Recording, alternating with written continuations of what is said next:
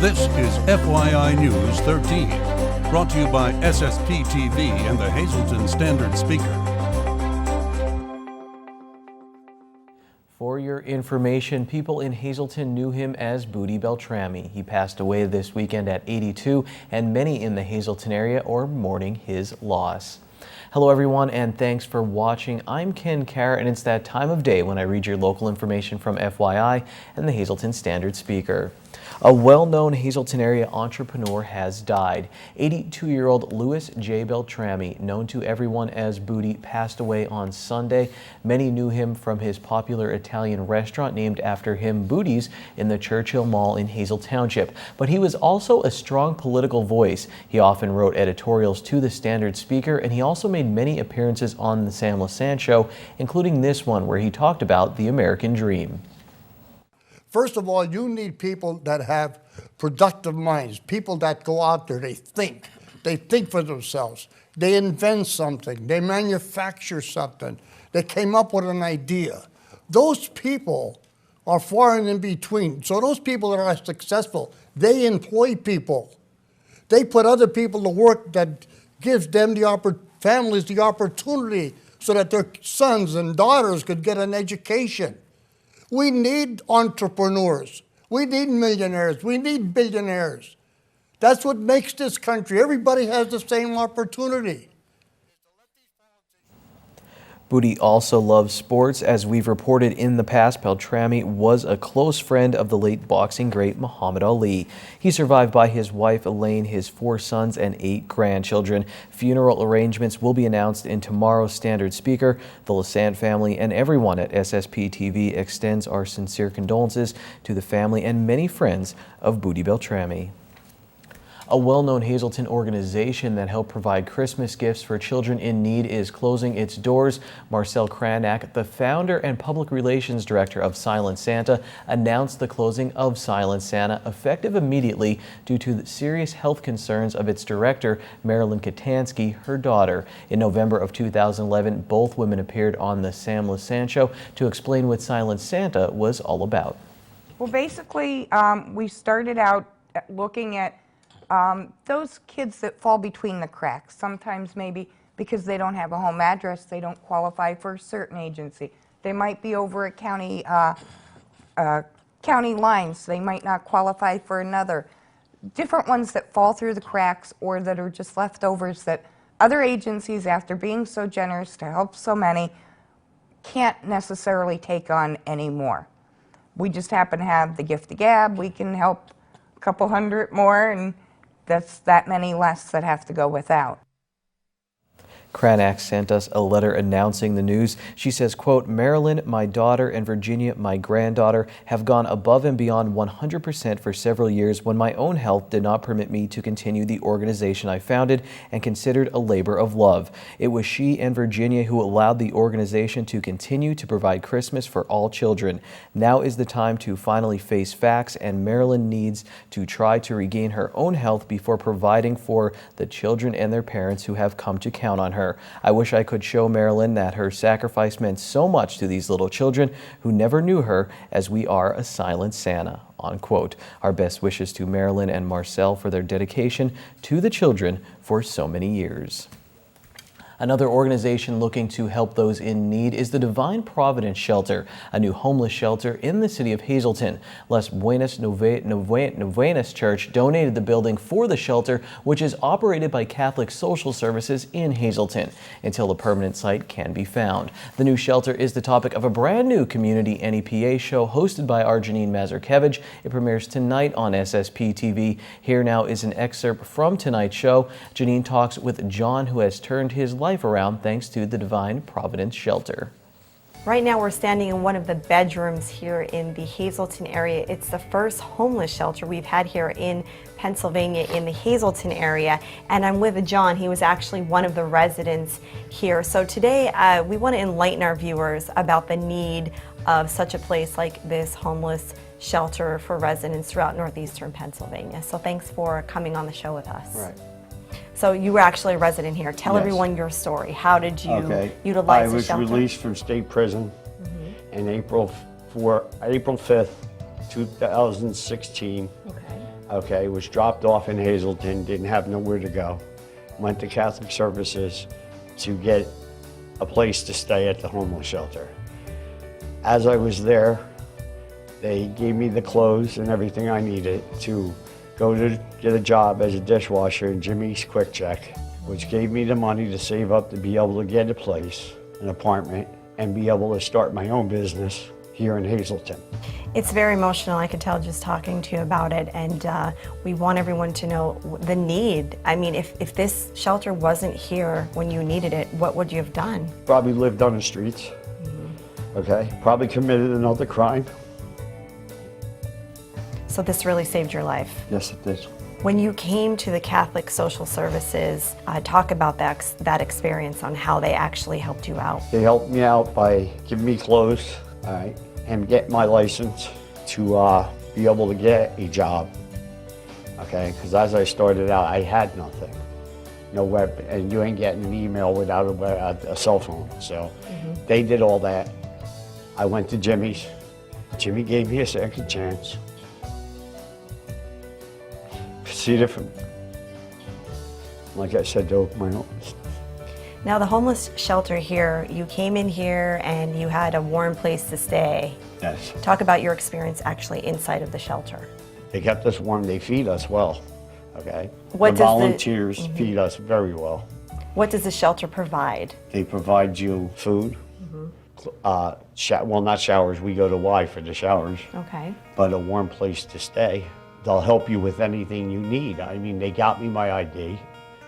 They got me the information I needed to go ahead and start everything I've started, okay?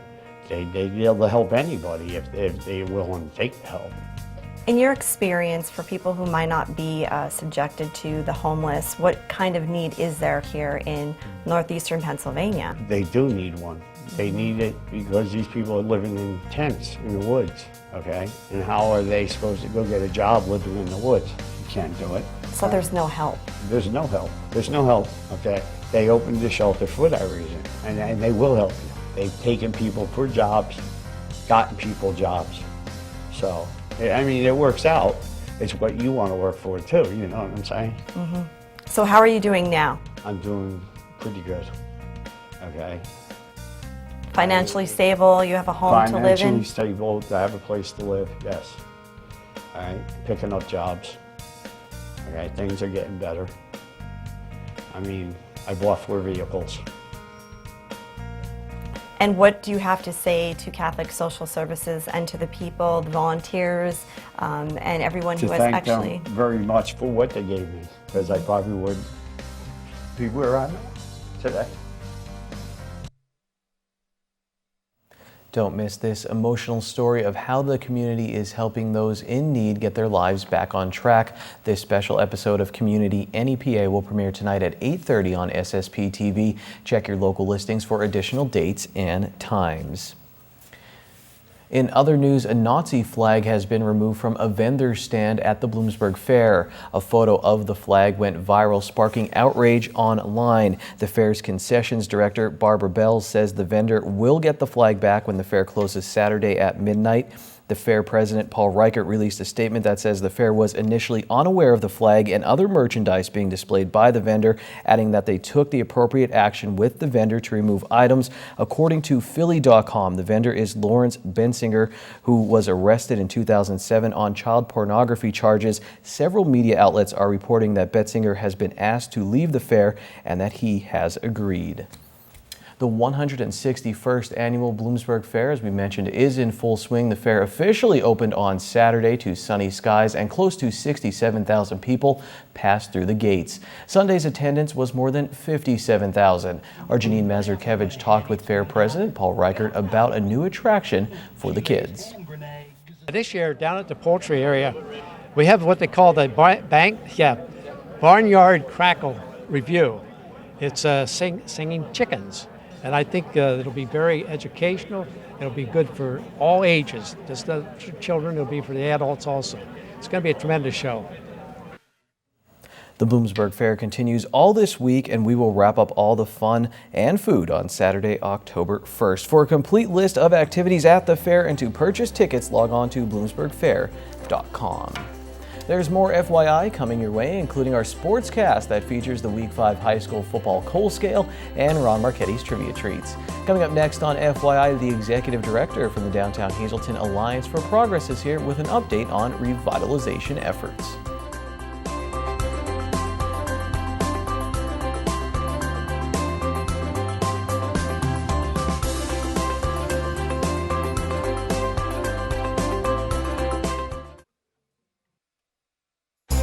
This is FYI News 13, brought to you by SSPTV and the Hazleton Standard Speaker.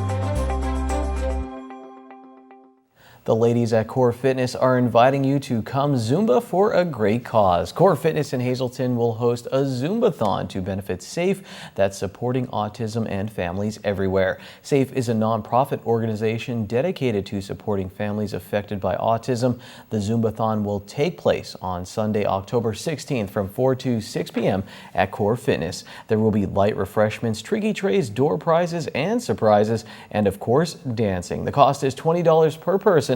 For more information or to register for the Zumbathon, stop by Core Fitness, 711 West Broad Street in Hazleton. Time now for FYI News 13 weather. My body can't take the up and down temperatures anymore. 1 second it's 80 degrees and I want an iced tea, and then it's 40 degrees and I want hot chocolate. When will the madness end? Here's our local forecast from the National Weather Service. Showers and a possible thunderstorm tonight before 3 a.m. Then a chance of showers, 80% chance, low around 53 degrees. Wind gusts could get as high as 21 miles per hour. On Tuesday it will be mostly cloudy and then gradually becoming sunny with a high near 66. Tuesday night partly cloudy, low of 46. On Wednesday, another mostly sunny day with a high in the upper 60s. Wednesday night, 50% chance of showers, mainly after 8 p.m. Mostly cloudy. Our low will be 51 degrees. On Thursday, we'll see 70% chance of showers, cloudy with a high near 65. Thursday night, 50% chance of showers, mostly cloudy, low of 53. Friday, we're down to a 40% chance of showers at day, and at night it will be 64 degrees during the day, and at night we'll get down to 51 degrees. The revitalization process of downtown Hazleton is continuing with several projects underway. FYI's Lisa Sugart sat down with the executive director of the Downtown Hazleton Alliance for Progress for an update. The renovations continue in downtown Hazleton. Here with an update is Krista Schneider. She's the executive director of the Downtown Hazleton Alliance for Progress. There is truly a lot going on, but I'm going to start with the mural that we've been following in downtown Hazleton. Yeah, the mural's coming along really well. There's a lot of interest. I'd say it's maybe not quite halfway done, but certainly, designed, and all the measurements have been taken, and all the kind of the hard work is done. Now the mural artist, Mary Veronica, is she's putting the paint on and sketching everything out. So it's coming along really well. People are excited. There's definitely a lot on your plate right now. You're working with so many projects all at once, but we're really seeing them all come to fruition. We're right next to the former Hazleton National Bank building, and we see the scaffolding there, and work is underway. Yeah, the work is underway on the exterior, and the interior should be starting soon. They're doing renovations to the interior as well for updating the mechanical systems, the electrical systems, air conditioning and that, and the restrooms. So that's getting underway. We also have some facade projects that are in design. One we just completed, which was 21 East Broad, the McNeilis building. It got a new fresh coat of paint, some new banners. It looks really sharp, so we're happy about that. The Art Center should be going, the design work is pretty much done, and the architects tell me that it should be going out for bid in the next month or two, so very excited about that. Wow, so we'll see work happening soon on that. That's going to be a major piece of the puzzle as well. Yeah, that'll be under construction for at least 6, if not 9 months. So, it'll be most of next year, and we're looking forward to seeing it get started. And you're also working on a variety of grants for the area, and you did hear on one. We did. We partnered with a couple of other organizations. Certainly the Historical Society was kind of the driver, and the Can Do Community Foundation, as well as the city, we received a $20,000 grant from the Pennsylvania Historical Museum Commission that's going to fund the work basically to have all the research and the surveys and the the ordinance and everything that's required for creating that historic district, North Church Street, North Laurel Street, that area north of the downtown. So that work should be starting probably early next year as well.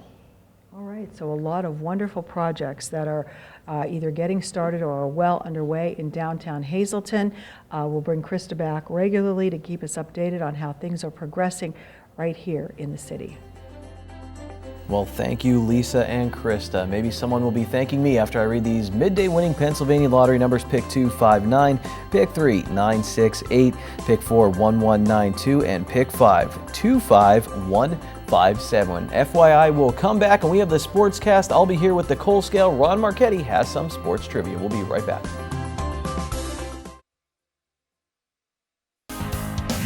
This is FYI News 13 Sports.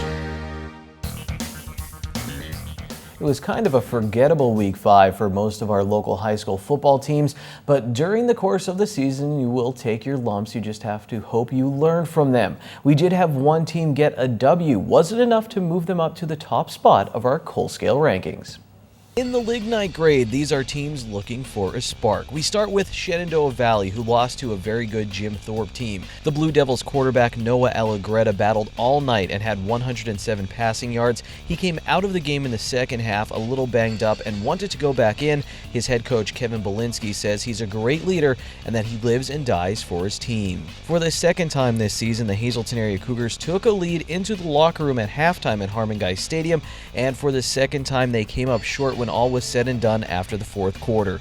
2 second-half fumbles cost the Cougars as Wallen Paupack controlled the clock and grabbed control of the game. Adrian Otero had 92 rushing yards for Hazleton. Everyone else is in the bituminous grade this week. These are our teams that are smoking and ready to catch fire. Let's start with Monoy area, who played without 6 starters on Friday in their loss to Hamburg, including their playmaking quarterback Matt Lewandowski. Tamaqua area played in their first Schuylkill League Division I game against preseason favorite Blue Mountain. After an interception near the close of the first half, Thad Zuber threw a touchdown pass to Zeke Wassel to make it a 1-score game, but it was all Blue Mountain in the second half.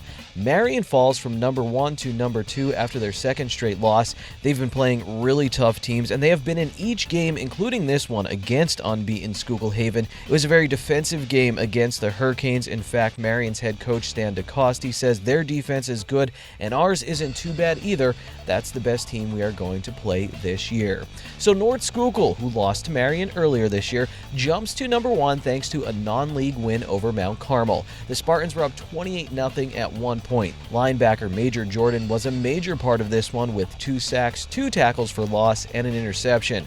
Quarterback Richie Zahodnik also had a decent night, rushing for 226 yards. So we have no one in our highest grade, the anthracite grade, this week, but maybe that will all change with some big matchups coming up in Week 6. It was a really rough local football weekend. Unless you're a fan of the Eagles, both Notre Dame and Penn State suffered losses, but you know, we'll cheer everybody up. Here's Ron Marchetti and his segment, Trivia Treats.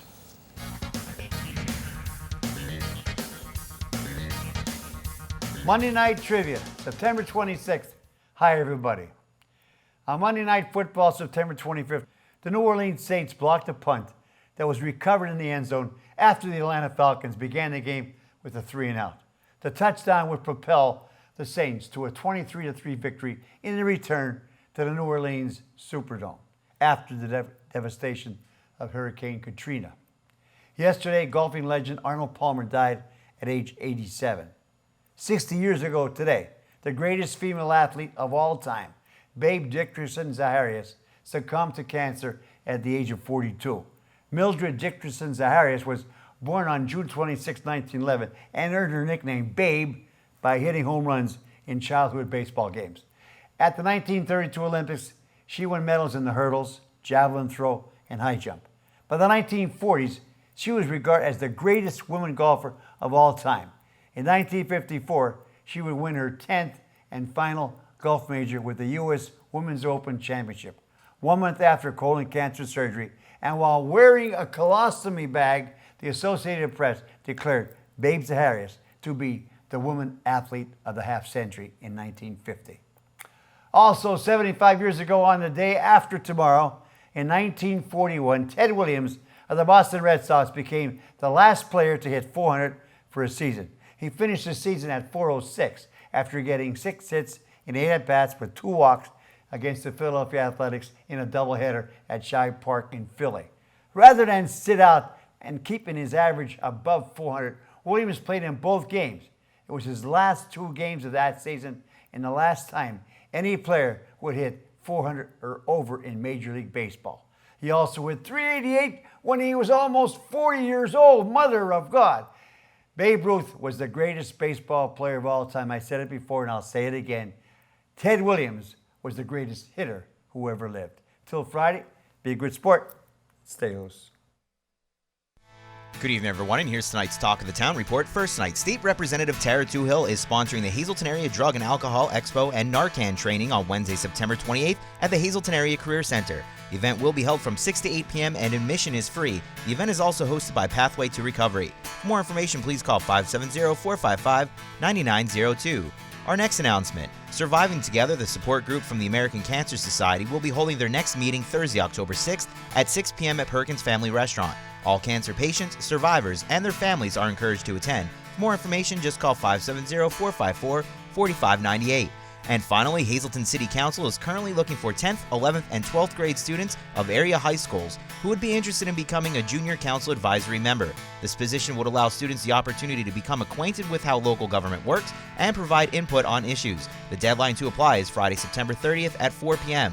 For info, just call 570-459-4986. That's tonight's Talk of the Town. Mondays can be a big headache. Well, cheer up with Bottleneck's Little Neck Clam Special, $1.95 a dozen in melted butter. News 13 would like to send sincere condolences to the family and friends of these recently departed. Josephine Perchak of Hazleton. Funeral mass is Wednesday at 9 a.m. from the Holy Rosary Church. Friends may call Tuesday from 6 to 8 p.m. at the Joseph B. Conahan Funeral Home. Catherine King Gubbiotti of Inkerman. Funeral is Wednesday at 9 a.m. from the Gubbiotti Funeral Home. Friends may call Tuesday from 4 to 8 p.m. David A. Howard of Hazel Township. Friends may call Thursday from 5 to 8 p.m. at the Stauffer Bresnik Funeral Home. And Teresa C. Janoski, formerly of Hazleton. Service is Thursday at 11 a.m. at the Joseph A. Conahan Funeral Home. Friends may call Thursday from 10 to 11 a.m.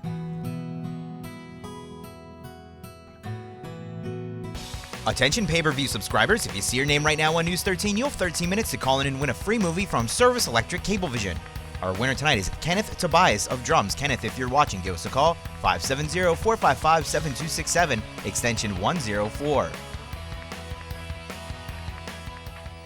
Finally tonight, congratulations to Freeland photographer Mary Pagano, who won Best of Show for black and white photos for her work called Lunar Eclipse. She won the award at the Luzerne County Fair. Pagano also took home 7 other first place awards. She's like the Chicago Cubs of photography. All she does is win. Pagano does freelance photography and works as a stringer for our media partner, the Hazleton Standard Speaker. We're out of time for this edition of FYI. We'll be back tomorrow with more fun. I'll see you then. Take it easy, everyone.